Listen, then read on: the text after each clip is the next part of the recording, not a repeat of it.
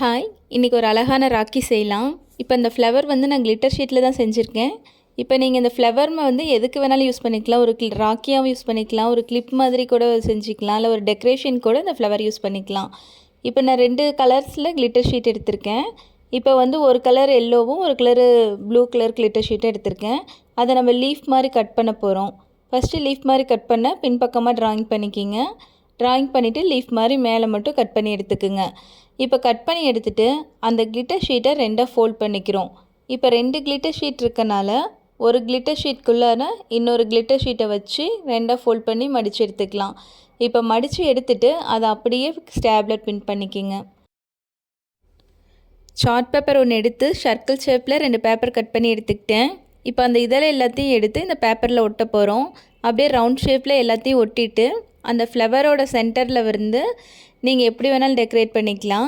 இப்போ நான் அதே மாதிரி கிளிட்டர் ஷீட்டில் சர்க்கிள் ஷேப்பில் கட் பண்ணி அதெல்லாம் வச்சு டெக்கரேட் பண்ணிக்கிட்டேன்.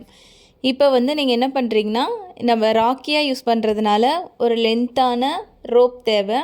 ஸோ நான் ஒரு கயிறு எடுத்து அடியில் ஒட்டிட்டு இன்னொரு சர்க்கிள் ஷேப்பில் இருக்கிற ஷீட்டையும் அடியில் வச்சு ஒட்டிட்டேன். ஒரு அழகான ராக்கி ரெடி ஆகிடுச்சு. தேங்க்யூ.